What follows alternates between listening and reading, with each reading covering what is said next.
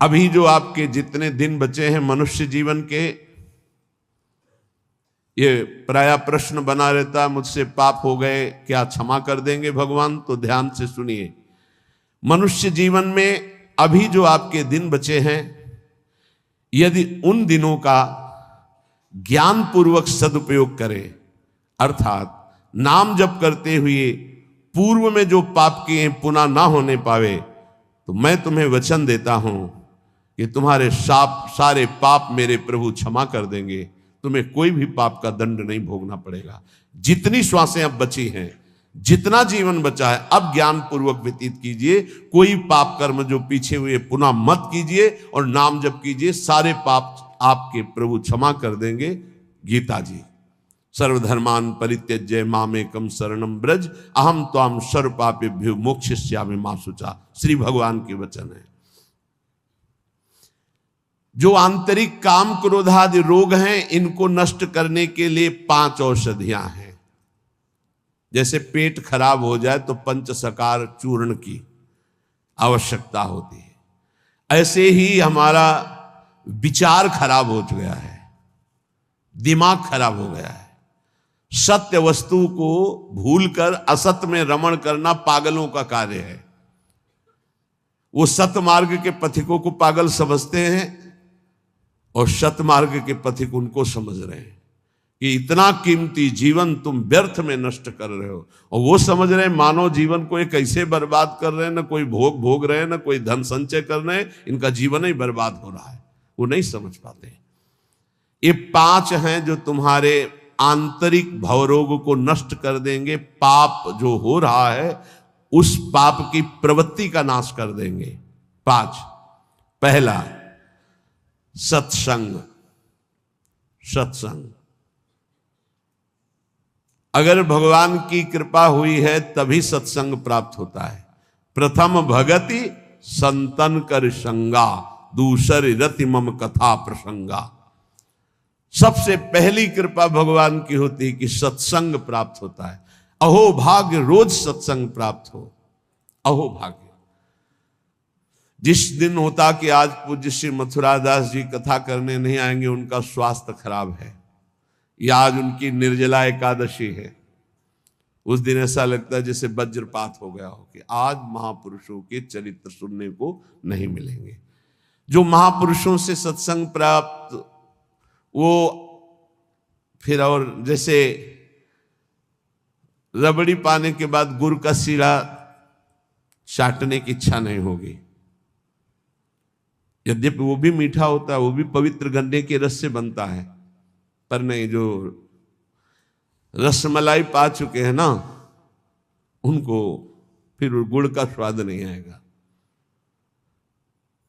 ऐसे ही जो सच्चिदानंद में डूबे हुए महापुरुषों के वचनों को श्रवणेन्द्रिय से पान कर लिए ना, फिर वो केवल शाब्दिक प्रवचन में उसका श्रवणेन्द्रिय स्वाद नहीं ले पाएगी। उसको चाहिए अनुभवी, क्योंकि उतने गरु वचन सुन लिए तो अब फिर और नहीं।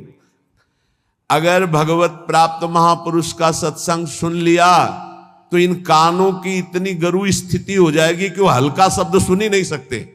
वो खुद अपने आप उनको लगे बंद करो यार। वो कान इतने बड़े व्यसनी हो चुके हैं भगवदानंद के कि बिना भगवदानंद प्राप्त हुए महापुरुष के वचन उसे अच्छे ही नहीं लगेंगे।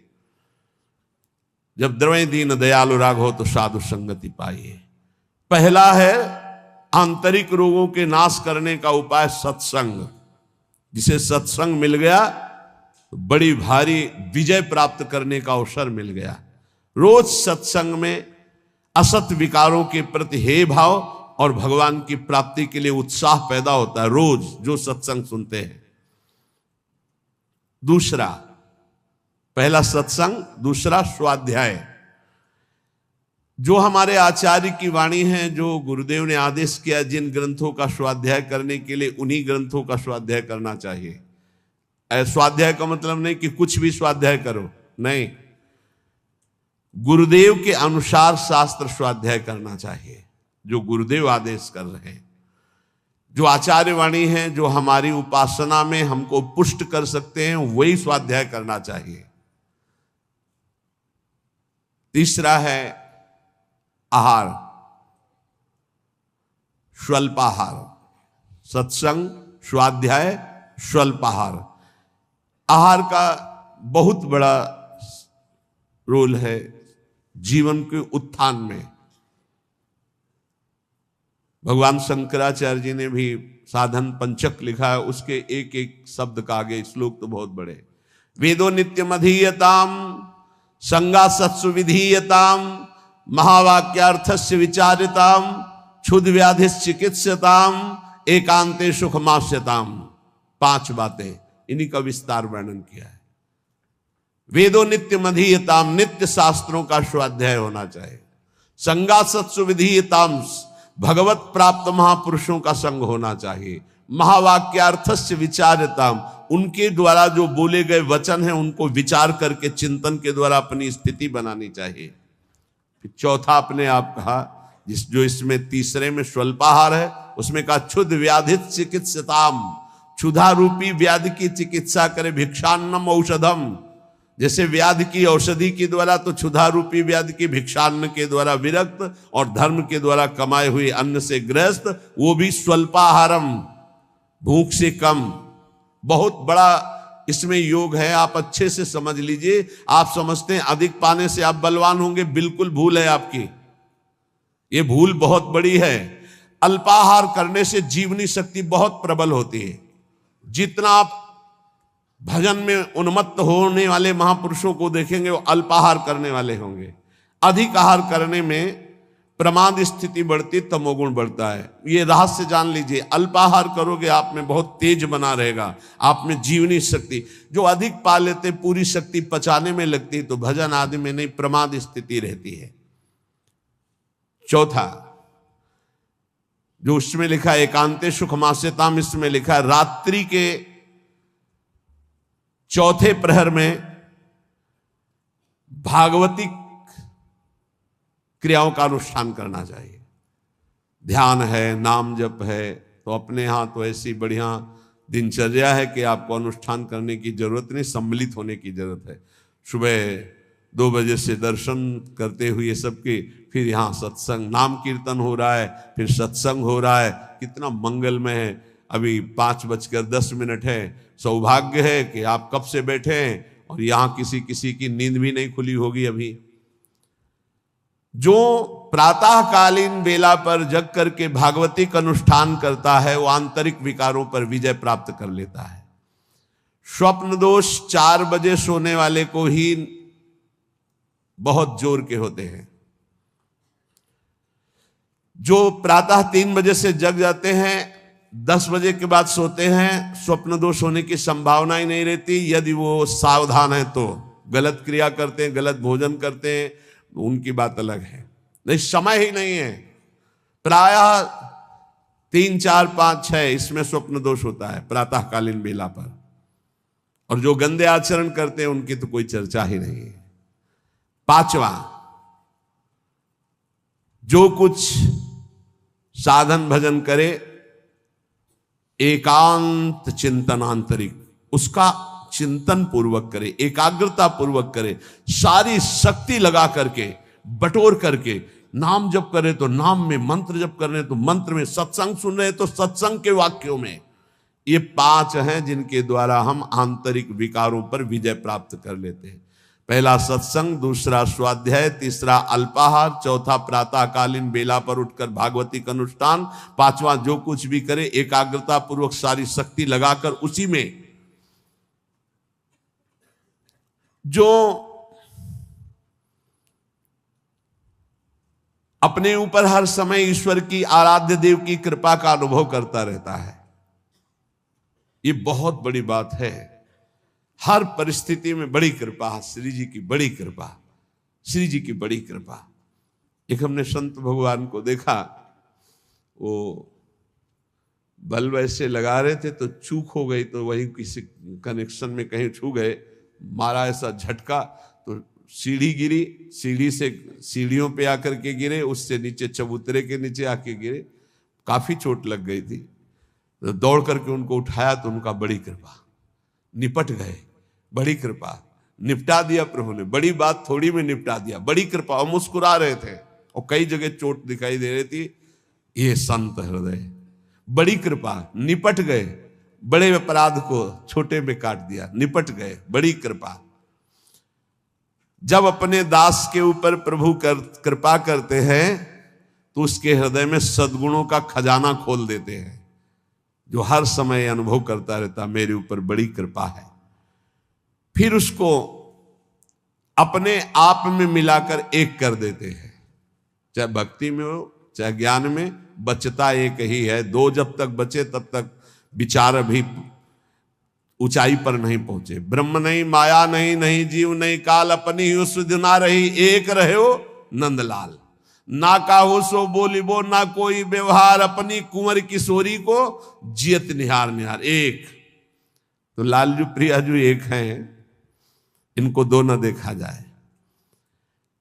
जो हर समय अपने इष्ट की कृपा का अनुभव करता रहता है तो इष्ट उसके हृदय में गुणों का खजाना खोल देता है और उसको अपने में मिला लेता है, एकता कर लेता है, अर्थात इष्टमय हो जाता है। तस्मित् तज्जने भेदा भावात्। अब उसकी दृष्टि बड़ी महिमामय गौरवमय हो जाती, जिधर दृष्टि जाती उधर परमात्म तत्व का दर्शन करता है। ऐसी स्थिति सच्चिदानंद रस में भरपूर होती है, ना अहंता होती न ममता होती है। पर यह होता उन्हीं के ऊपर है। एक होते हैं जो केवल जीव से नाम जप करते हो, जीव से गुणानुवाद करते हैं, अंतःकरण विषय चिंतन करता रहता है। ध्यान देना, बहुत उत्तम बात वर्णन हो रही। पहली बात कही कि जो जीव हर समय उपासक के कृपा का अनुभव करता रहता, बड़ी कृपा, बड़ी कृपा, दुख में भी सुख में बड़ी कृपा, उसके हृदय में गुणों का खजाना खोल देते हैं और उसको एकता में मिला लेते हैं, अपने में मिला लेते हैं भगवान। अब दूसरी बात कह रहे हैं कि उपासक कब एकता को प्राप्त होता है। बोले एक उपासक होता है, बहुत ध्यान से अपने को देखना किस डिग्री में हो आप। एक उपासक होता है जो जीव के द्वारा नाम जप करता है, जीव के द्वारा गुणों का गान करता है, पर हृदय में विषय चिंतन होता है। दूसरा उपासक होता है जो जीव के द्वारा नाम जप करता है, गुणानुवाद करता है, अंतःकरण भी उसी में जुड़ा हुआ होता है। ये विशेष कृपा पात्र होता है। और तीसरा उपासक होता है जो जीव से नाम जप करता है, गुणानुवाद करता है, हृदय से जुड़ा रहता है और स्वयं लीला में डूबा रहता है। जो गाया, जो चिंतन किया, उसी में डूबा है। ये तीसरा, ये सर्वोपरि उपासक है। जो गाया वही चिंतन, जो चिंतन उसी में डूबा। एक गान कर रहा है लेकिन चिंतन विषय का हो रहा है, एक गान भी कर रहा है चिंतन भी कर रहा है, और एक गान भी कर रहा है चिंतन भी कर रहा है और डूबा भी उसी में है, सुध ही नहीं। ये है उत्तम अवस्था उपासक की। बहुत जोर की बात है, ऐसा ही होना चाहिए। जो जप कर रहे हैं, जो गान कर रहे हैं, उसी का चिंतन कर रहे हैं, उसी में डूब रहे हैं। पहला जो नाम जप कर रहा है, गुणगान कर रहा है, हृदय से विषय चिंतन कर रहा है, वो उसको इस लोक और परलोक के भोग परास्त कर देते हैं। बहुत सावधान, ऐसा उपासक भ्रष्ट होने में देर नहीं लगेगी। जिसका वाणी से गान हो रहा है और हृदय से भी चिंतन हो रहा है, उसको इस लोक और परलोक के भोग अच्छे नहीं लगते, पर परास्त करने की गुंजाइश है। लेकिन तीसरा जो मनन करके डूबा हुआ है, त्रिभुवन का भोग, सामर्थ्य नहीं कि उसको लुभायमान कर सके, भ्रष्ट कर सके। तीसरी बहुत ऊंची स्थिति है। जो गृहस्थी में रह करके अपने परिवार से हंसता है, बोलता है, व्यवहार करता है, खाता पीता, चलता उठता बैठता है, पर ऐसे जैसे विदेश में आए हुए मेहमान। गृहस्थी में कैसे भगवत प्राप्त?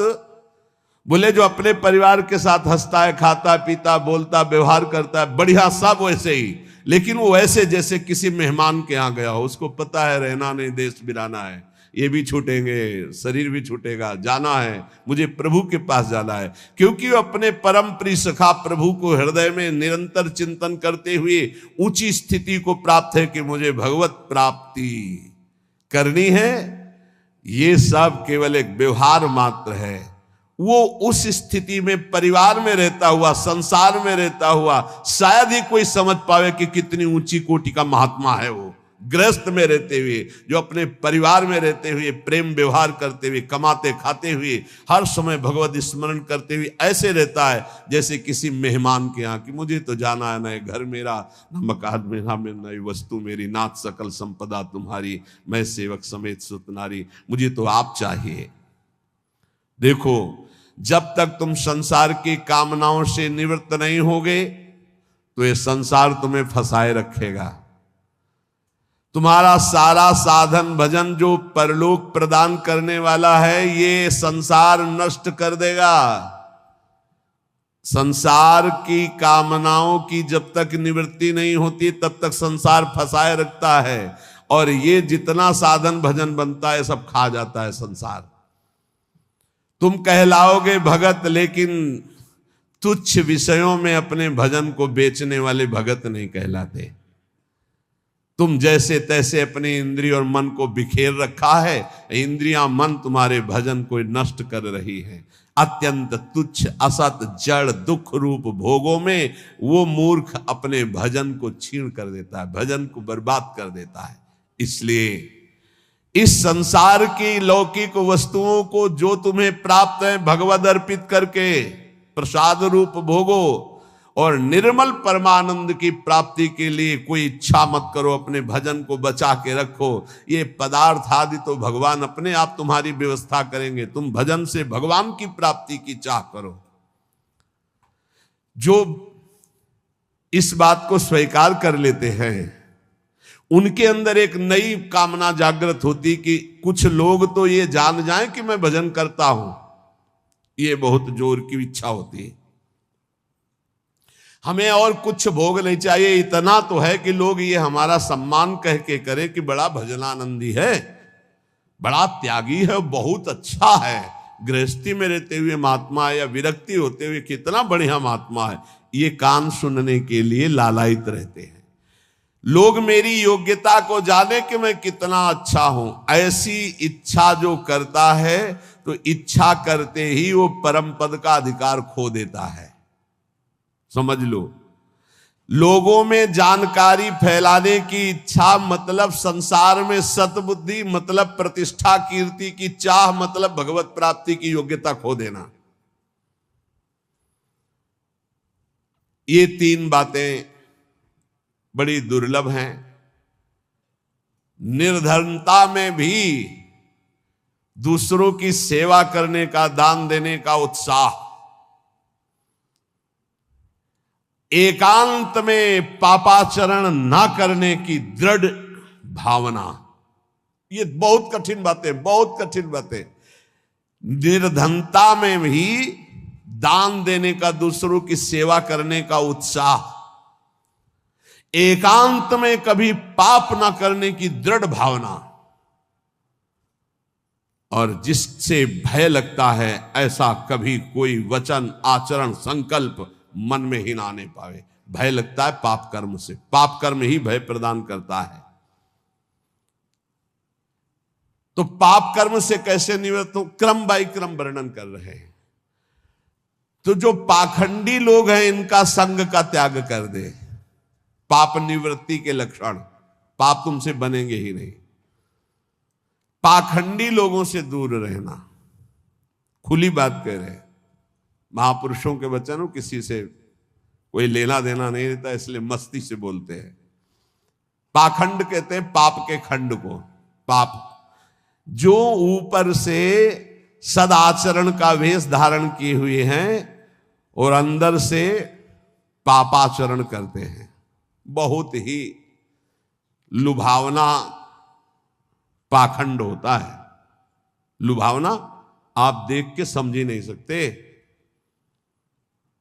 हमारी योग्यता ऐसी नहीं हो, हम अपनी योग्यता दिखाते हैं तो पाखंड एकदम भी कहा जाता है। इससे पाप की प्रवृत्ति होती है। पाखंड से बचे और पाखंडी लोगों से बचे, खुली बातें हैं। जो असत्य में भोग सुख प्राप्त करना चाहता है वो पाप किए बिना रह नहीं सकता। ऐसे पाप का आचरण करने वालों का संग बिल्कुल नहीं करना चाहिए। अहंकार पापों की रति प्रदान करता है, इसलिए अहंकारी का संग नहीं करना चाहिए, अहंकार का संग नहीं करना चाहिए। पाखंड नहीं धारण करना चाहिए, पाखंडियों का संग नहीं करना चाहिए। असत्य के भोग की लालसा पाप करवाती है और असत्य के भोगों में रत पापियों का संग नहीं करना चाहिए। अहंकार ही भोगों में रत कराता है, इसलिए अहंकार नहीं अंदर आने देना चाहिए और अहंकारियों का संग नहीं करना चाहिए। प्रभु की ओर अग्रसर होने वाले जितने साधक हैं उनको सावधान रहना चाहिए ऐसे अहंकारी असत भोगों में लगे हुए पाखंडियों से। कल्याण के मार्ग पर चलना है तो अधर्म और अनीति और पाप कर्म छोड़ने की दृढ़ प्रतिज्ञा करनी होगी। अगर हम सावधानी से नहीं संग करेंगे तो बहुत ही पाखंड का बोलबाला है, आप ऐसा ना समझ लें। कलिकाल है, ये मन चले लोग जो भगवान की प्राप्ति का कोई मार्ग ही नहीं जानते, जिसकी बातचीत में थोड़ा भी लोभ दिखाई दे, जिसकी बातचीत में थोड़ा भी काम आदि दोष का लक्षण दिखाई दे, कभी संयोग नहीं करना चाहिए, चाहे जितना बड़ा कोई हो, दूरी बना के रखनी चाहिए। इसीलिए पहला शब्द लिखा है पाप की निवृत्ति के लक्षण, तो बोले पाखंड और पाखंडी लोगों के संग का त्याग कर देना चाहिए। दूसरा, असत्य भोगों में जिनकी रति है उस असत्य भोग और असत्य भोगों में रति करने वाले का त्याग कर देना चाहिए। तीसरा, अहंकार और अहंकार की वृत्तियों में फंसे हुए लोगों का, इनका त्याग कर देना चाहिए। जिसको कल्याण मार्ग में चलना है अधर्म अनीति और पाप कर्म छोड़ने की दृढ़ प्रतिज्ञा करनी चाहिए। जो पीछे पाप हो गए हैं वो इसी प्रतिज्ञा से भस्म हो जाते हैं। कभी भी ये नकारात्मक भाव रखने वालों का संग करने वाला सकारात्मक भाव में आगे नहीं बढ़ सकता है, इसलिए बहुत सावधान रहना चाहिए। जो सांसारिक मान बढ़ाई कीर्ति परिस्थिति वस्तु रुपया आश्रम इनकी प्राप्ति की चाह रखता है वो कभी भगवान की प्राप्ति की चाह करने वाला हो ही नहीं सकता है। जो त्याग की हुई वस्तुओं का पुनः भोग करता है वो श्वान के समान होता है, वो साधु नहीं होता है।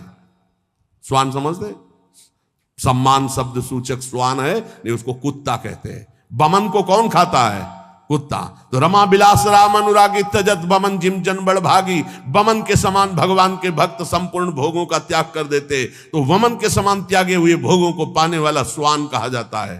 भक्त भगवत प्रसाद पाता है और जीवन को भगवत प्रसाद में करता है। यहां खुली महापुरुषों की बातें, कोई लगा लेश नहीं है। उपास्य प्रभु का स्मरण सेवन करना, प्रभु की प्राप्ति के लिए सारे स्वार्थों का त्याग कर देना, अंतःकरण को भगवदाकार बनाना। कोई भी जीवन में ऐसा आचरण ना हो जो संतों ने ना किया, वो कभी आचरण नहीं होना चाहिए जो संतों ने कभी नहीं किया। ये ध्यान रखना चाहिए। वेश धारण करके हमसे अगर कोई गलती है उसे त्याग देना चाहिए, हमें सुधारना चाहिए। आहार निद्रा इन पर विशेष शासन करता है, चाहे गृहस्थी का साधक हो चाहे विरक्ति का। आहार निद्रा इन पर शासन करे। वैराग्य का एक भी लक्षण कम ना होने पावे। अगर एक भी छेद हो जाए तो जैसे घड़ा भर नहीं पाता, ऐसे अंतःकरण पूर्ण दृढ़ भगवत मार्ग में नहीं लग पाएगा यदि वैराग्य का एक भी लक्षण कम हुआ। जो बात तुम्हारी गुप्त हो उसे कभी मत बोलो। अय वैरागी, अय भगवत मार्ग के पथिक, जो बात तुम्हारी गुप्त हो कभी मत बोलो। भागवतिक, व्यवहारिक, लौकिक, पारमार्थिक। क्यों? लोग उपहास करेंगे, तुम्हारी बात की गहराई को नहीं समझ पाएंगे।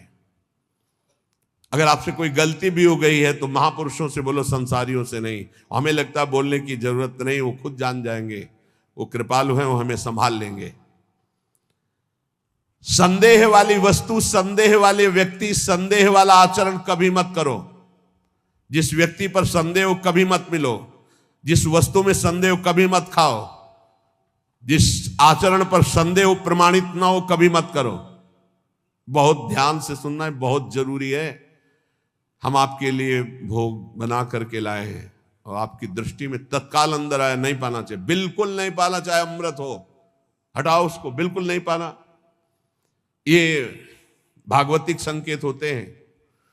जिस व्यक्ति के मिलने में संदेह लगे, ये हमें कम समझ में आया, कभी नहीं मिलना चाहिए। जिस वस्तु में संदेह हो जाए कभी नहीं पाना चाहिए। जिस क्रिया में संदेह हो जाए कभी नहीं करना चाहिए। भगवत मार्ग के पथिक को जो बात अपनी गुप्त हो उसे कभी प्रकाशित नहीं करना चाहिए। भविष्य की चिंता भक्त नहीं करता। अगर भविष्य की चिंता कल क्या होगा तो तुम शरणागति में कलंक हो। लाभ और हानि ये हमारे सामने कोई मान्यता नहीं रखते। इसमें हम प्रभु के विधान को देखकर प्रसन्न होते हैं। दूसरे की चर्चा कभी मत छेड़ो, दूसरे की बात मत करो। हर समय प्रसन्न रहो, ध्यानस्थ रहो। रजोगुणी तमोगुणी भोजन चाहे जितना सुंदर दिखाई दे कभी मत पाओ। रजोगुणी तमोगुणी लोग चाहे जितना सुंदर व्यवहार करें कभी सहवास मत करो, इनका दूर रहो। ये महापुरुषों के वचन है। यदि तुम्हारे पास कोई भोग सामग्री संग्रह हो गई है तो वो तुम्हारे धर्म के सेवन के लिए, दूसरों के हित के लिए, तुम्हारे भोग के लिए नहीं है। ये ओछी प्रवृत्तियों वाले पर संदेह वृत्ति रखो। गलत आचरण करने वाले, ओछा बात बोलने वाले, इन पर कभी प्रियता नहीं रखनी चाहिए। बहुत बड़ी हानि होती है, पक्का समझ लें, बहुत बड़ी हानि होती है। यह हर उपासक को सावधान रहना चाहिए, चाहे स्त्री शरीर हो चाहे पुरुष शरीर हो। जहां कहीं ओछी प्रवृत्ति, देखो एक दृष्टि में पता चल जाता है कि यह सामने वाला कैसे देख रहा है, कैसी हरकत है, कैसा, एक दृष्टि में। भगवान ने इतना ज्ञान तो सबको दिया है कि 1 मिनट में, एक दृष्टि में फाइनल हो जाएगा कि आदमी संग करने लायक है या नहीं लायक है। या ये चाहे कोई भी हो, कोई भी हो, एक दृष्टि में पता चल जाता है। ओछी प्रवृत्ति पर अंकुश रखो, ना किसी का संग और ना अपने अंदर ओछी प्रवृत्ति। प्रभु प्रेम प्राप्ति के लिए गले पड़ना होता है महापुरुषों के। गले लगना नहीं, गले पड़ना होता है। गले पड़ना और गले लगना में अंतर है। गले पड़ने का मतलब होता है आपके सिवा हमारे पास कोई साधन नहीं है, अब आप ही हमारे प्रेम प्राप्ति के साधन भी हो और साध्य भी हो। ऐसे गुरुजन महापुरुषों का आश्रय लिया जाता है। प्रभु प्रेम प्राप्ति के लिए महापुरुषों के पीछे पड़ जाओ, गले पड़ जाओ। वो देख ले कि अभी है हमारे पिंड छोड़ने वाला नहीं, दुत्कारे फटकारे तो भी नहीं, तो निश्चित भगवत प्रेम प्राप्त हो जाता है, क्योंकि भगवान उनके हृदय में जागृत हो चुके हैं। ना तुम्हारे अंदर घबराहट होनी चाहिए, ना कोई उतावलापन होना चाहिए। धैर्य, सात्विकता का अनुसरण करने वाला, भगवत दर्शन की अभिलाषा रखने वाला बड़ा गंभीर स्वभाव का होता है, बड़ा धैर्यवान होता है। जल्दी उसके धैर्य को कोई तोड़ नहीं सकता। ऐसे ही साधक को परम सिद्धावस्था की प्राप्ति होती है। जब तुम्हारे कहीं कोई पाप कर्म करने का अवसर आवे तो शर्मा जाओ, लज्जा कर लो, धिक्कार है अपने को, हटो वहां से। जब कोई गलत बोलने का अवसर आवे तो मौन, दांती पीस लो। ऐसे गलत बोलने का अवसर आवे दांती पीस लो। जबान है ही नहीं हमारे, बोलते रहते, दांत कस के दबाए रहना, बोलना नहीं। अगर बोला तो गड़बड़ हो जाएगा। जैसे गलत करने का अवसर आवे तो मानसिक धिक्कार देना है। धिक्कार है तुझे, क्या सोच रहा है तू, गलत करना चाहता है। गलत बोलने का अवसर आवे तो दांती पीस लो, ऐसे दंत, राधा राधा राधा, अंदर से बोलना नहीं। ये देखो परमार्थ के लिए, बिल्कुल ऐसे। और जब कहीं तुमसे कोई गलती पड़ जाए तो शर्माओ मत, फिर क्षमा मांग लो। राधा राधा, गलती हो गई हमसे, आगे से गलती नहीं, उसे क्षमा कहते हैं। अंदर से प्रायश्चित कर दे। तो जिस कार्य करने में तुम्हें लज्जा लगे वैसा कार्य मत करो, वैसे विचार मत करो। जो 3 को बस में रखता है वो साधु। नेत्र, कान, जीभ, जनेंद्रिय अपने आप बस में हो जाएगी। नेत्रों को बस में रखो, जबान को बस में रखो, कान को बस में रखो। 3 का बहुत बड़ा योगदान है। जबान खूब अच्छे अच्छे पदार्थ खाएगी, खूब उल्टा सीधा बोलेगी, कान उल्टा सीधा सुनेंगे, वो नेत्र उल्टा सीधा देखेंगे तो आचरण उल्टे सीधे होंगे। इनको संभालो। 3 रसना, श्रवणेन्द्री और रसेंद्री। रसना कटो जो अन्न रटो, निरख अन्न फुटो ने नेत्रेंद्री, और श्रवण फुटो कान। नेत्र, कान, जीभ, 3 को जो सुधार लेता है वो साधु हो जाता है। 100 समाधि, और श्मशान, इनमें सा है। अगर समाधि को प्राप्त नहीं हुए तो 100 और श्मशान आराम से आपको मिल जाएंगे।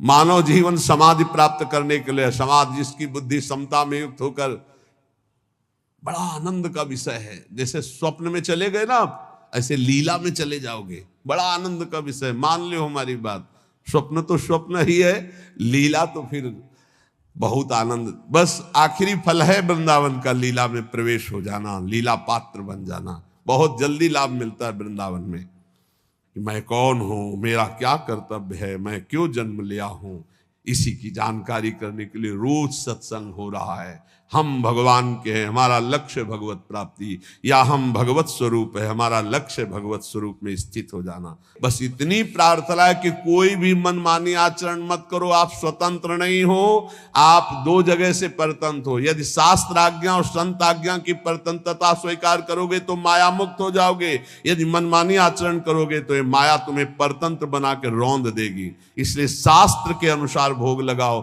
शास्त्र के अनुसार पाओ, शास्त्र के अनुसार जियो, शास्त्र के अनुसार कर्तव्य कर्म करो। श्री राधा वल्लभ लाल की। पूज्य संत महापुरुषों के वचनों से ही हम ये जान पाते कि हमारे जीवन का परम कर्तव्य क्या है। जो उपासक या भक्त भगवान की प्राप्ति के मार्ग में चला है, उसमें ये 5 बातें जब तक ना आवे तब तक कभी किसी को उपदेश ना दे और शिष्य ना बनावे। ये बहुत बड़े सिद्ध महापुरुष हुए हैं, वो बोल रहे हैं। महात्माओं का हृदय माता की तरह दुलार करता है पूरे विश्व को। श्री सीताराम ओंकारनाथ जी महाराज जी ने कहा कि उपदेश देने जैसा खतरनाक खेल और कोई नहीं, परमार्थ से भ्रष्ट होने के लिए। परमार्थ से भ्रष्ट होने के लिए उपदेश देने जैसा कोई खतरनाक खेल नहीं। बहुत बड़े महापुरुष हैं, क्योंकि उसमें देहाभिमान पुनः जागृत हो जाता है और काम आदि दोषों की बाहुल्यता, भोगों की बाहुल्यता, सम्मान प्रतिष्ठा की बाहुल्यता, और वो नष्ट होने में देर नहीं लगती। ये 5 बातें जब तक हृदय में ना जाए तब तक किसी को शिष्य न बनाए और उपदेश न दे, नहीं तो भ्रष्ट हो जाएगा पक्का। पहला, जब तक अंतःकरण पूर्ण रूप से शुद्ध ना हो जाए। अंतःकरण कहते हैं बुद्धि, मन, चित्त, अहंकार, 4 करणों को अंतःकरण कहते हैं। अंतःकरण शुद्ध कब माना जाता है? जब बुद्धि के निश्चय में एकमात्र परमात्मा है, मन में संकल्प विकल्प खत्म, केवल मन सावय मनः कृष्ण पदारविंदयो चित्त मुरारी पादार्पित चित्तवृत्ति अहंकार दासत्व में एक भी विकार जिसके अंतःकरण में उदय नहीं होता, वो शुद्ध अंतःकरण वाला महापुरुष प्रथम उपदेश का पहला अधिकारी। अंतःकरण में किसी भी तरह का कोई भी विकार ना होना, पूर्ण अंतःकरण का शुद्ध होना। दूसरा, जो व्यक्ति, ये हम नहीं कह रहे, बड़े महापुरुष कह रहे हैं, सामने शास्त्र इसीलिए रख के बोलते हैं कि आप ये ना सोचे कि हम कोई मनमानी बोल रहे हैं। कुछ भी होगा तो हृदय, शास्त्र, संत, तीनों से मिली हुई बात होगी, स्वतंत्र नहीं होगी। कोई भी ऐसी बात यहां से अनुभव युक्त भी निकलेगी तो आप पढ़ लेना, कहीं ना कहीं लिखा होगा। ऐसा नहीं हो सकता कि वो हमारे मनमानी बात हो, क्योंकि हमारा मन बचपन से लेके अभी तक जिसका स्वाध्याय करता रहा, जिनकी जूठन खाता रहा, जिनके चरणों के आश्रित रहा, वही मन में बैठ के बोलते हैं और कोई नहीं। पहला है उपदेश का अधिकारी कौन? जिसमें ये 5 बातें हों। पहली बात, अंतःकरण शुद्ध, बुद्धि, मन, चित्त, अहंकार, भगवदाकार, एक भी विकार जिसके हृदय में नहीं है।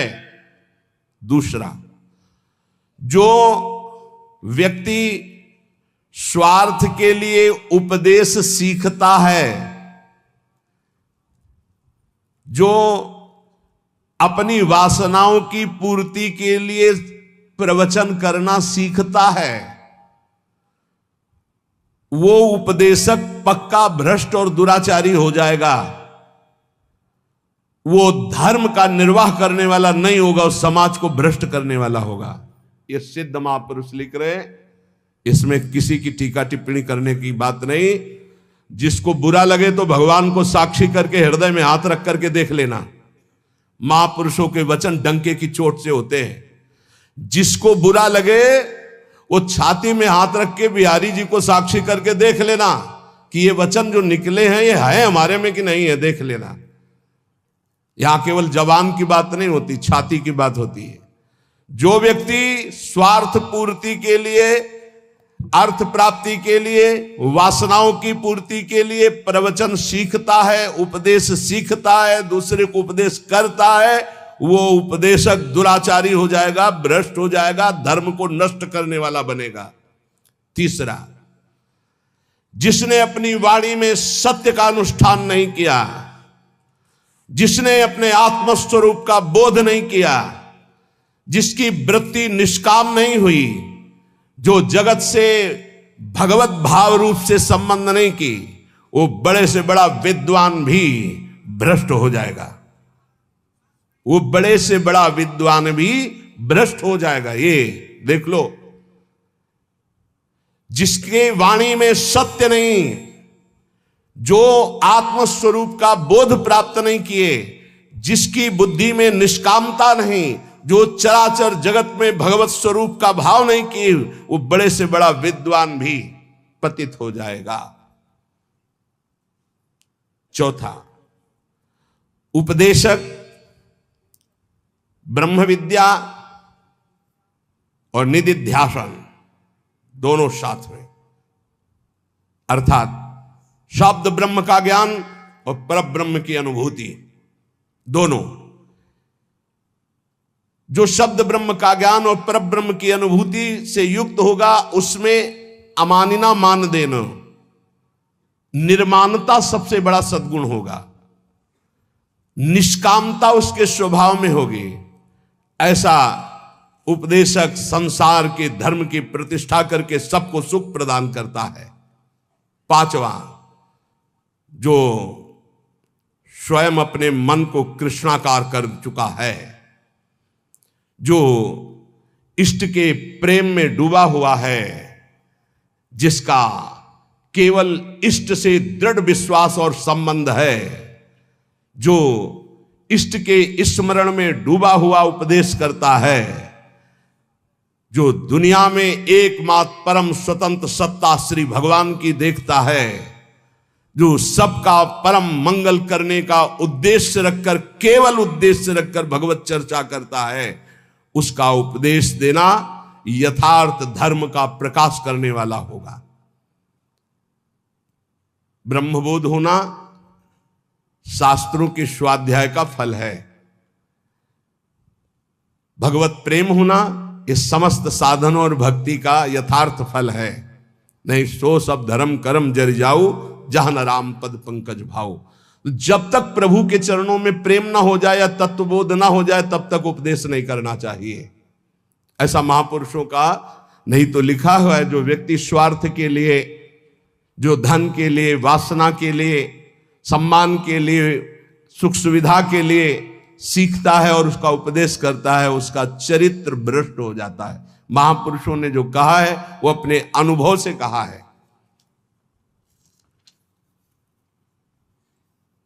पहले अपने आप की जो माया जनित वृत्ति है उसको हटाओ और मुक्त हो जाओ, तब दूसरों को मुक्त करने की बात सोचिए। पहले अपना कल्याण करो, जग का कल्याण स्वयं होगा। यह शास्त्रीय सिद्धांत है। पहले खुद की वृत्तियों को ठीक करो, पहले खुद काम क्रोध विजयी बनो, पहले खुद निरंतर नाम जप का रसास्वादन करो, फिर बोलोगे तो निहाल कर दोगे। पूज्य श्री रामचंद्र डोंगरे जी महाराज, सुना है प्रगट में, आंखों से अश्रु बह रहे हैं, ग्रीवा झुकी हुई है, सामने ठाकुर जी हैं, और ऐसी कथा पूज्य श्री मथुरादास जी, सुना है, बड़े बड़े महापुरुष, और कथा की और उठे और चल दिए। जो जहां जैसा वो सब वहीं छोड़ दिया। वो अपना देखो लगाओ, गौ सेवा में लगाओ, विद्यालय में लगाओ। जहां परमहंस पूज्य श्री रामचंद्र डोंगरे जी महाराज, बड़े बड़े महापुरुषों को देखा। ये जो भगवत चर्चा है, ये जो उपदेश है, जो सत्संग है, ये आत्म सुख के लिए है। जीवन निर्वाह तो प्रभु स्वयं अपने दासों का करते हैं, उसके लिए ये थोड़ी है। ये भगवत मार्ग बेचने वाला थोड़ी है कि हमारे जीवन का निर्वाह तो योगक्षेमम वाहम्यम श्री हरि करेंगे। ये चर्चा किस लिए हो रही है? सबका परम मंगल करने के लिए हो रही। स्वांता सुखाय तुलसी रघुनाथ गाथा। जो अपनी इंद्रियों पर नियंत्रण करता है वही दूसरे की इंद्रियों को विषयों से निकाल सकता है, अन्यथा नहीं। जो खुद इंद्रियों का गुलाम है वो दूसरे को इंद्रिय विजेता कैसे बना सकता है? एक बार किसी महात्मा के पास कोई माई गई अपने लाला को लेके, कहा लाला हमारा गुड़ खाता है, हमारी बात तो नहीं मानेगा, आप पर श्रद्धा रखता है, आप मना कर दो। तो कहा 1 हफ्ते बाद आना। वो 1 हफ्ते बाद आया, बच्चा गुड़ खाने से दांत में कीड़ा पड़ जाएंगे, पेट में कीड़ा पड़ जाएंगे, ठीक नहीं है, नहीं खाना चाहिए। माँ ने कहा तुम ये उसी दिन क्यों नहीं बता दिया? महाराज 1 हफ्ते बाद क्यों बुलाया? बोले मैं भी गुड़ खाता था, इसलिए पहले 1 हफ्ते छोड़ा तब उपदेश किया। जो अपनी इंद्रियों पर विजय प्राप्त नहीं किए हुए है वो दूसरों की इंद्रियों को विषयों से कैसे हटा सकता है? धर्म का मार्ग बड़ा सूक्ष्म है, ये अनुभव के द्वारा ही समझ में आता है, शब्द पढ़ने से नहीं आता है। जो धर्म की सूक्ष्मता को जानता है वही धर्म का उपदेश करके सबके हृदय में धर्म को जागृत करता है। सबके हृदय में धर्म है, उसको जागृत करना है। जिसने एक श्री भगवान के स्मरण को मजबूती से पकड़ लिया है उसको किसी की खुशामद करने की जरूरत नहीं अपने भरण पोषण के लिए। श्री भगवान को जिसने पकड़ लिया उसको किसी की खुशामद करने की जरूरत नहीं अपने भरण पोषण के लिए। दुर्जनों के लिए ये सज्जन पुरुष ही हैं जो उनकी कटुता, उनकी गाली, उनके अपमान को सहकर उनका कल्याण करते हैं। केवल प्रवचन से कल्याण नहीं हो जाएगा जब तक सज्जनता, साधुता नहीं आएगी। साधुता बहुत बड़ी बात है, प्रवचन कर लेना बहुत सरल बात है, साधुता बड़ी बात है। कबहू कहो या रहानी रहोंगो, श्री रघुनाथ कृपालु कृपाते साधु स्वभाव गहोंगो। परहित निरत निरंतर मन क्रम वचन नेम निबहोंगो। मन वचन कर्म से दूसरे का परम मंगल, परुख बचन अति दुशाश्रवण सुनते पावक न दहोंगो। जथा लाभ संतोष सदा काहूसो कछु न चाहोंगो। कबहू कहो या रहानी रहोंगो, श्री रघुनाथ कृपालु कृपाते साधु स्वभाव गहोंगो। साधु वही है जो बड़ी बड़ी सिद्धियों को ठोकर मारकर दूर करके भगवान के प्रेम में डूबता है, ठोकर मार करके।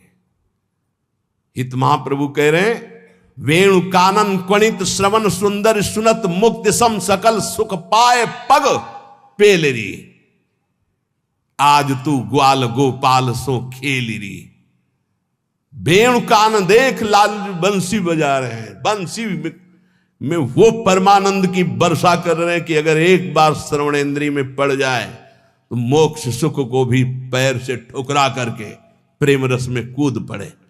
ऐसा बंसी की ध्वनि है। प्यारी जू से करे, लाडली जू देखो वेणु कानन कुणित श्रवण सुंदर सुनत मुक्ति सम सकल सुख पाए पग पेलरी। लाडली जू देखो कैसी अद्भुत बंसी बज रही। वही बंसी चतुरासी जी है, वही बंसी जो मोक्ष सुख को भी फीका कर दे, वो साक्षात बंसी की ध्वनि है चतुरासी जी। ये बंसी जी की वाणी है। हरिवंशी स्वयं हित महाप्रभु के रूप में वही गायन। अरे अद्भुत सुख। जो सिद्धियों को ठोकर मार करके आगे बढ़ता है वो भगवान के प्रेम को प्राप्त होता है। भजन करो, भजन करो, नहीं तुम्हें ठोकर मारेगी माया। भजन करो, नहीं तुम्हें ठोकर मारेगी। भजन किया तो सिद्धियों को ठुकरा कर भगवदानंद में डूबता है।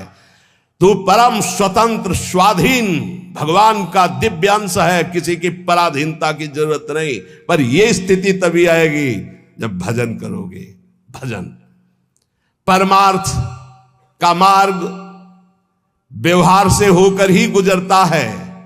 इसलिए जिसका व्यवहार परमार्थ में होता है वही सिद्ध साधु होता है। व्यवहार भी परमार्थ में होना चाहिए। व्यवहार अमर्यादित हुआ, धर्म विरुद्ध हुआ तो पाखंड है, साधुता नहीं। व्यवहार बिल्कुल शुद्ध, तस्मात् शास्त्रम प्रमाणम ते कार्या कार्यो व्यवस्थितो, शास्त्र के अनुसार होना चाहिए। भगवान व्यापक है, सबके हृदय में है, तुम्हारे हृदय में भी है, पास में भी है, बहुत दूर भी है, अंदर भी है, बाहर भी है। तो पाखंड किससे करोगे, छुपाव किससे करोगे, दुर्व्यवहार किससे करोगे? जो ये जानता है वही साधु है। जो स्वयं नहीं कर सका उसको कभी उपदेश देने का अधिकार नहीं है। अपनी दिनचर्या ऐसी बनाओ जो गुरु प्रदत्त अनंत शक्ति प्रदान करने वाली अखंडानंद में स्थित करती है दिनचर्या। ऐसा कभी मत करो जो गुरु प्रदत्त दिनचर्या है उसका खंडन हो जाए तो दुख तुम्हें घेर लेगा, निश्चित समझना। ये बहुत बड़े महापुरुषों की वाणी है। अपनी दिनचर्या गुरु प्रदत्त ऐसी बनाओ जिससे अनंत शक्ति और अखंडानंद की प्राप्ति होती, दिनचर्या से ही होती है। ऐसा कभी मत दिनचर्या का खंडन करो जो तुम्हारी शक्ति को छीन करके तुम्हें दुख में फंसा दे। ऐसी दिनचर्या विजयी होनी चाहिए कि आपके पास समय ही नहीं है। आपके पास अपनी दिनचर्या से बड़ा सौभाग्य है अपने साधकों को कि 1 मिनट के लिए समय नहीं। अगर कभी कहीं ऐसा तो 1 मिनट निकालना मुश्किल है। अपनी दिनचर्या ऐसी बना दी है गुरु जी ने, श्री जी ने। किसी भी परिस्थिति में तुम्हारे मन में कमजोरी नहीं आनी चाहिए। चाहे जैसी परिस्थिति तुम्हें याद होना चाहिए ये इष्ट के द्वारा पास करके भेजी हुई परिस्थिति। मैं डगमगाऊं क्यों, मैं भयभीत क्यों हूं? कोई न कोई बहुत मंगल विधान मेरे इष्ट ने भेजा है परिस्थिति, इसलिए मैं मस्ती से रहूंगा चाहे जितनी बुरी स्थिति क्यों ना आ जाए। हृदय में या बाहर परिस्थिति, स्थिति या परिस्थिति, संतुष्टा येन केनवा, ये बहुत बड़ी बात है। क्योंकि इष्ट ने भेजा है ना, चयन किया इष्ट ने, किस लिए?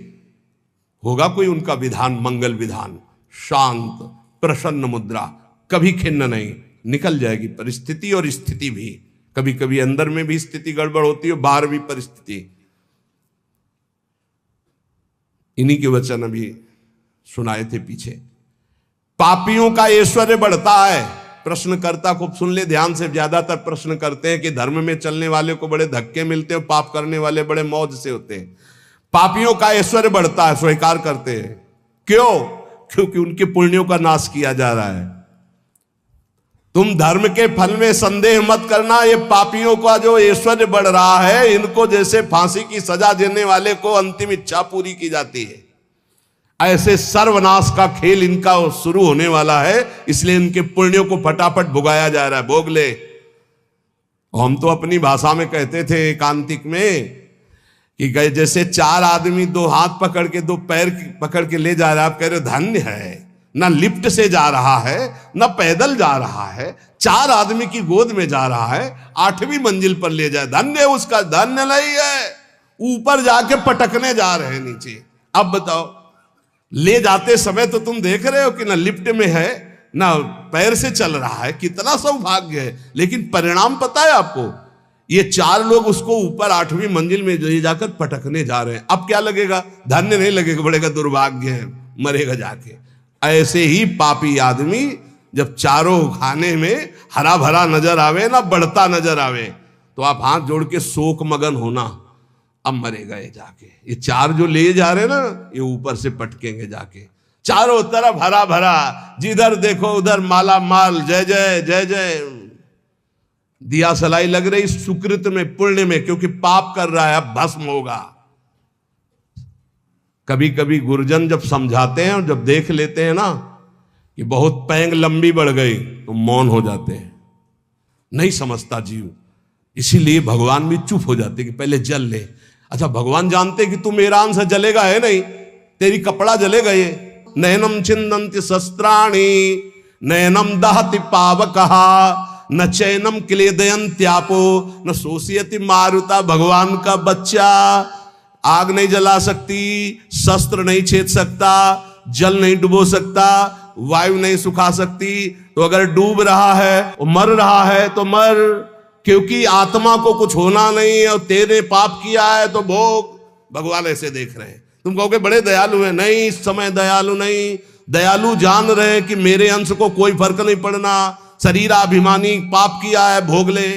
इसलिए वो अग्नि रूप भी हैं, वो जल रूप भी हैं, वो अपने में ही डुबो रहे हैं। किसको? अपने आप को।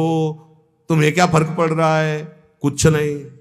हमारी भाषा समझ लो। कहें भगवान अब कहां गया, क्यों नहीं बचाया इनको, क्यों बचाए? उस समय जब उपदेश कर रहे थे कि ऐसा नहीं करना, तब तूने माना, नहीं माना तो भोग।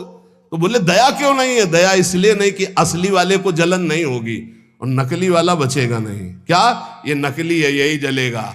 असली जो भगवान का अंश है उसमें कोई ताप नहीं लगता।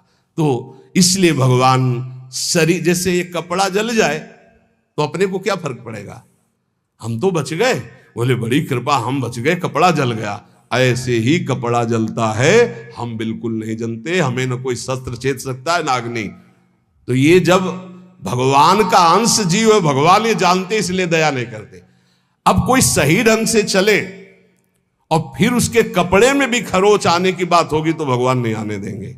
और तुम दूसरों के शरीरों को भून भून के चटनी के साथ खाओ तो बिना चटनी के आग तुम्हें भून देगी। हमारी बातें बुरी लगेगी लेकिन लिख लो, बिल्कुल फायर विकेट तब आएगी जब भून के तैयार हो जाओगे। पहले बूंद नहीं पानी मिलेगा, क्योंकि तुमने चटनी लगा के खाया है। वो अग्निदेव बिना चटनी के तुम्हें खा जाएंगे, क्योंकि वही अग्नि भगवान का स्वरूप है। इसीलिए कहते हैं कि होश में ये मांस खाना, मदिरा पीना, व्यभिचार करना, पापाचरण करना बंद कर दो। प्रभु अभी तक जो हुआ हुआ, अब लो नसानी, अब ना सही हो, नहीं खतरे में हो तुम पक्का। तुम्हें नहीं दिखाई दे रहा है, कोई अविनाशी शरीर नहीं तुम्हारा। इस शरीर के लिए पापाचरण करके कभी सुखी नहीं हो सकते। तो पापियों के ऐश्वर्य को देखकर, अधर्म को धारण करने वाले कभी संदेह मत करना। इनको ऐसे सुख दिया जा रहा है जैसे फांसी की सजा देने वाले को अंतिम इच्छा पूर्ति की जा रही है। बुद्धि बदल जाती है, बुरी दशा आने के पहले बुद्धि बदली जाती है। आप ना आवे ताई तहां ले जाए, वहीं ले जाएगी जहां उसका नाश होना है।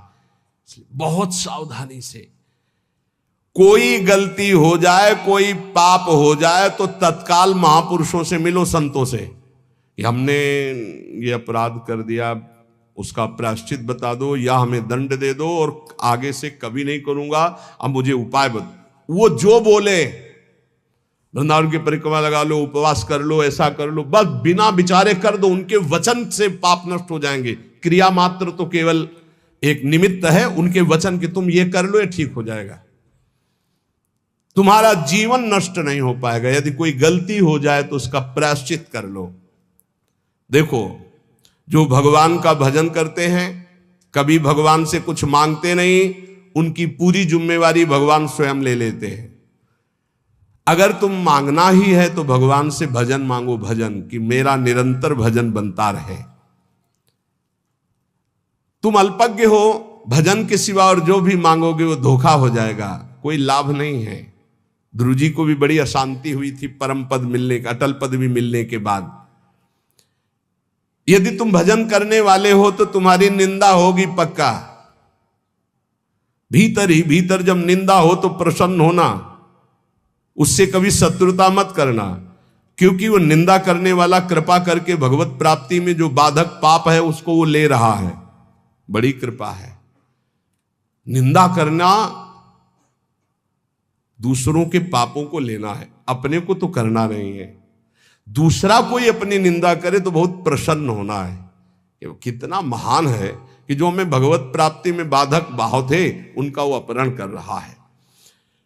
बिना प्रयास के, बिना प्रयत्न के, बिना भोगे तुम्हारे प्रारब्ध का नाश करने की सामर्थ्य निंदा में है, जो तुम्हारी दूसरे निंदा करते हैं। बड़े कृपालु हैं।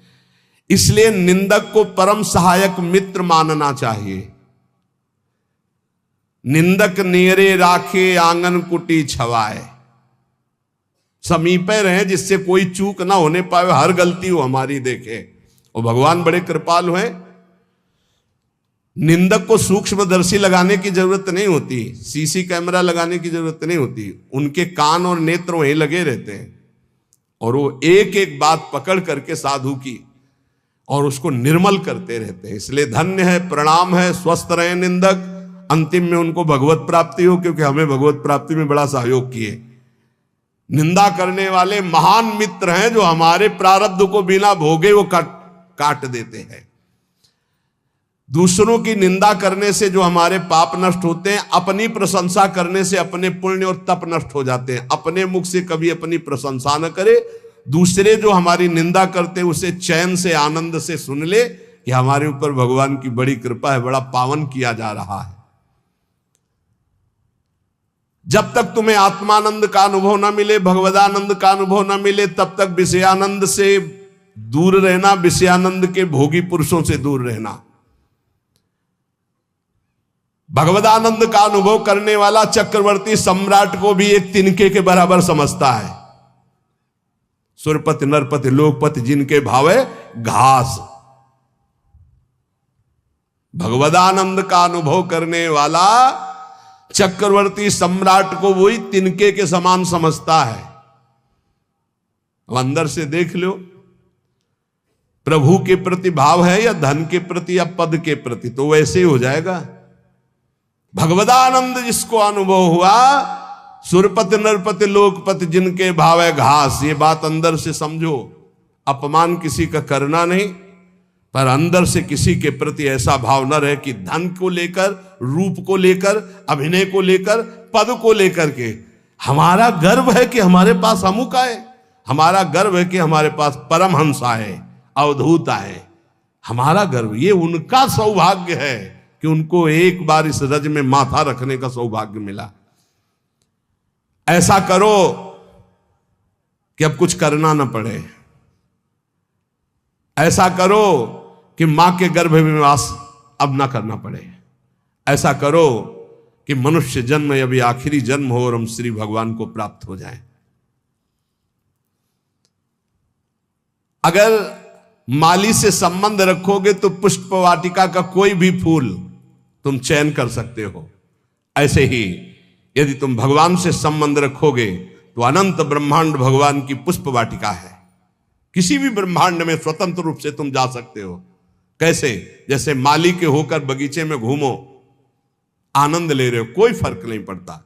लेकिन एक जंगल में जाके भटक गया है वो, और एक जो माली के साथ उसी जंगल में आनंद ले रहा है वो, एक जो जेल में कैदी बना है वो, और एक जो जेलर बनकर वहां कैदियों के बीच में है वो, दोनों में अंतर है। अब कैदी बन के नहीं रहना, अब जेलर बन के रहना है। अब भटकना वाला नहीं स्वरूप है, अब मालिक के साथ रहकर भ्रमण करना है, आनंद लेना। अनंत ब्रह्मांड मेरे स्वामी के हैं और स्वामी की स्मृति के साथ कोई भय नहीं। अब ये कर्म बंधनों की जेल में नहीं रहना, ये मनुष्य शरीर पाकर अब स्वतंत्र होना है। ये बात अंदर बैठा लो। विषयी का संग साक्षात काले सर्प के संग के समान समझो। विषयी पुरुष का संग, ये विषयी पुरुष विष के समान है। इनके स्पर्श से, इनके संभाषण से, इनके दर्शन से इनके शरीर में चिपटे रहते हैं ऐसे परमाणु, जो तुम्हारे अंदर आएंगे और तुम्हारे भजन को जलाकर राख कर देंगे, भजन की वृत्ति को जला के राख कर देंगे। जितनी जल्दी हो सके अपने को जलने से बचाना चाहते हो तो विषयी पुरुषों का संग छोड़ दो।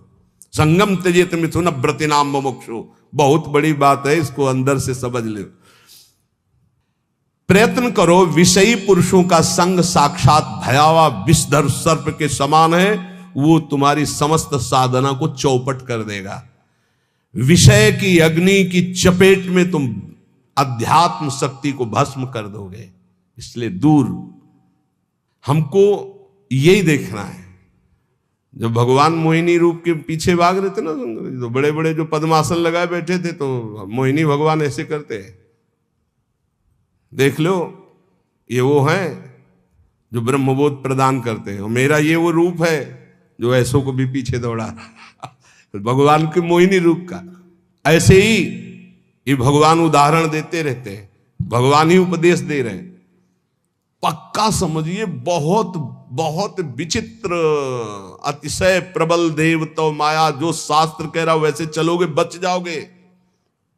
यहां सत्संग के द्वारा हमको ये समझना है कि हमें जो मिला बहुत कीमती चीज है, परमार्थ बहुत कीमती चीज है। इसको छीनने के लिए बहुत माया रंग रचेगी। अगर आप कोई वासना लेकर इस मार्ग में चलेंगे तो वही वासना अंतर की माया जानकर तुम्हारे आगे जाल फेंक देगी और तुम्हें रोक लेगी। इसलिए सत्संग के द्वारा जल्दी से जल्दी वो वासना काट दो जो तुम्हें गिराने वाली है। उस वासना का संयोग होने पर भागो, ना कि उसको स्वीकार करो। पहले प्रयत्न करो, फिर प्रार्थना करो। पहले बचने की कोशिश करो। जब आपको लगे कि अब गिरा तो फिर भगवान से प्रार्थना कर दो कि तत्काल मुझे बचा लो। यदि कोई ऐसी विपत्ति आ जाए तो पहले बचने की कोशिश करो, भागो विवेक के द्वारा। अगर नहीं संभल पा रहे तो इष्ट को पुकारो, देर मत करो। विषयी पुरुष का आश्रय और संग आपको नष्ट कर देगा। बहुत बहुत सावधान, बहुत सावधान। मतलब ये भले भजन कम हो, पड़े रहो, भगवान की प्राप्ति हो जाएगी, क्योंकि भरोसे पे पड़े रहने वाला ही महान संत बनता है। लेकिन संग किसी का ना, असंगता बहुत बड़ी सिद्धि है। चाहे गृहस्थ में हो चाहे विरक्त में, अपने को बचाओ। जो आपके सुकृत को, आपके भजन को लूटने वाले लोग हैं, ऐसे लोगों से बचो। सदा इतना तो ज्ञान तुम्हें होना चाहिए कि तुम्हें उचित फंसाया जा रहा है या अनुचित फंसाया जा रहा है। लेकिन अनुचित फंसाने वाले बहुत अमृत जैसे लगते हैं। इस मार्ग में चलने वाले पथिक की बुद्धि ऐसे धोखा देती है, अनुचित फंसाने वाले अमृत जैसे लगते। बहुत बहुत किसी भी गृहस्थ के द्वारा दी हुई सेवा श्री भगवान ने निमित्त बनाकर उसे भेजा है, ऐसे माना जाता है। एहसान कभी नहीं माना जाता। ध्यान रखना, साधुता में, जो साधुता में निमित्त माना जाता है। जैसे आप आए और कुछ, तो हम ये देखते हैं मेरे प्रभु आए हैं, मेरे आराध्य देव, इस रूप का जो निमित्त बनाकर हमारे पास भेजना, मेरे आराध्य देव। तो हमारी आसक्ति आराध्य देव में, ना कि उस व्यक्ति में। अगर व्यक्ति में तो गया, ये चाहे गृहस्थी में चाहे विरक्ति में, बात अंदर से समझ लीजिएगा। सदा अंदर से विचार करते हुए कि हम उचित कर रहे हैं या अनुचित।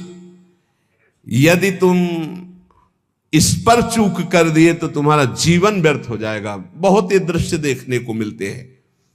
इसलिए ठगे ना जाओ, ऐसे बनकर रहो। पूरे संसार में ऐसे घूमो। ठगा कौन नहीं जाता? जो गरीब बन के रहता है। त्रणादपि सुनीचेन, वो नहीं ठगा जाएगा। जो बड़ा बन के चलेगा वो ठगा जाएगा। पक्का समझ लेना। संसार में हमेशा तुम्हें रहना नहीं है। यहां तुम कमाई करने के लिए आए हो, सत की, तपस्या की, भजन की, धर्म की। इसलिए ठग लोगों से सावधान। काम, क्रोध, लोभ, मोह, मद, मत्सर, ये ठग है। बहुत बुरी तरह ठगा जाता है, बहुत बुरी तरह। प्रारंभ से लेकर अंतिम तक, फाइनल में जो निकल पाए हो, कोई गुरु का कृपा पात्र पहलवान होगा, दूसरा कोई नहीं होगा। ये हम आपको घोषणा करके कहते हैं। अगर कोई इस भाव समुद्र से निकल पाया तो गुरु का लाडला होगा, दूसरा हो नहीं सकता। चाहे जितना बड़ा कोई तपस्वी हो, चाहे जितना बड़ा कोई ज्ञानी हो, गुरु कृपा पात्र ही क्रॉस कर पाएगा, अन्यथा नहीं कर पाएगा। ये बिल्कुल हृदय की बात कह रहा हूं। फंसाए रखे हैं। अगर गुरु करुणा ना हो तो निकल ही नहीं सकता, पक्की बात है। जहां हम समझते हैं निकल गए, वो दलदल था। अगर निकला गया तो केवल गुरु कृपा से निकला गया। दलदल कैसा होता है? एकदम प्लेन, ऊपर सूखा, बराबर एकदम लगता चकाचक हो, जो रबड़ी जैसा। पैर रखो, धसते चले जाओ। ये है पंख, माया पंख। इससे केवल गुरु का लाडला ही निकल सकता है। ये बिल्कुल जय घोष के सहित हम कहते हैं, जिसने अपने गुरु चरणों का आश्रय लिया वो माया पर विजय प्राप्त कर लिया। अन्यथा उसके इतने हथकंडे फंसाने के हैं कि को बिरला जो कहो हरिवंश रस बिरलो समझनहार, एक दुई जो पाइए खोजी सब संसार। जो गुरुदेव का अभिन्न अंग बन जाता है, उस शिष्य को अपने उद्धार के लिए बुद्धि का प्रयोग नहीं करना पड़ता। ये हम बड़े बड़े महापुरुषों के वचन सुना रहे हैं। जो शिष्य अपने गुरुदेव से छल कपट और झूठ बोलता है, उससे बड़ा महापापी और कौन हो सकता है। एक बार एक महापुरुष ने कहा था कि संसार में कहीं भी झूठ हो जाए, कपट हो जाए, पाप हो जाए, तो एक जगह है गुरुदेव का घर, गुरुदेव के चरणारविंद, जहां खुला बेपर्द हो जाना चाहिए। बेपर्द का मतलब, महाराज ऐसी गलती हुई, ऐसे पापी हूं, ऐसा नीच, वहां बिल्कुल भय मत करो, झूठ मत बोलो, छल कपट मत करो। वो तुम्हें डांटेंगे, भगा देंगे, तिरस्कार करेंगे, कभी हमारे सामने मत आना, जा ऐसा, वो सब पाप नष्ट हो जाएंगे। यहां कह रहे जो गुरुदेव का अभिन्न अंग बन जाता है, उस शिष्य को अपने कल्याण के लिए बुद्धि लगानी नहीं पड़ती। और जो गुरुदेव के सामने छल कपट और झूठ बोलता है, उससे बड़ा कोई पाप नहीं होता। कहां मोचन करोगे? सब पापों का मोचन करने वाले तो सदगुरुदेव भगवान है। भारी से भारी वैष्णव अपराध बन गया हो कोई भी, एक तो वो उपाय बताएंगे कि जाओ उन्हीं के पैर पकड़ो, नहीं हो रहा, अगर वो कह दें कि जाओ अच्छा कुछ नहीं सब ठीक हो जाएगा, बिल्कुल संशय मत करो, कोई अपराध नहीं लागू होगा। ये हम तस्मात् शास्त्रम प्रमाणम की बात कह रहे हैं। गुरु माफ कर दे तो विश्व का भारी से भारी अपराध माफ हो जाता है।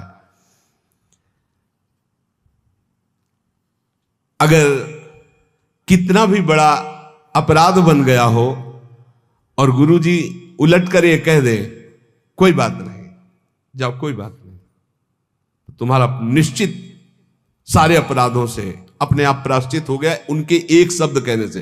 कोई बात नहीं, जाओ कोई बात नहीं। बड़े से बड़े अनर्थ का नाश गुरुदेव के एक शब्द से हो जाता है, जाओ कोई बात नहीं। वेद शास्त्र को सामने रखकर अत्याचार, अनाचार करना, झूठ बोलना, कपट करना, तो क्या तुम्हें यह पता नहीं कि प्रभु घट घटवासी हैं? क्या वो प्रभु नहीं देख रहे कि तुम शास्त्र को सामने रख करके क्या आचरण करते हो, क्या बोलते हो? तो शास्त्र, गुरुदेव यही तो तुम्हारे कल्याण के लिए है। कम से कम शास्त्र का प्रवचन, शास्त्र की वार्ता और गुरुदेव के शब्द, गुरुदेव के प्रवचन, गुरुदेव की वार्ता, इसी तो अपने जीवन में सत्य मानकर उतारो। एक मनुष्य ने प्रश्न किया गुरुदेव से कि महाराज भगवान नाम से सुना है कि सब काम हो जाता है, तो फिर संध्या, तर्पण, यज्ञ, दान ये सब करना चाहिए कि नहीं करना चाहिए?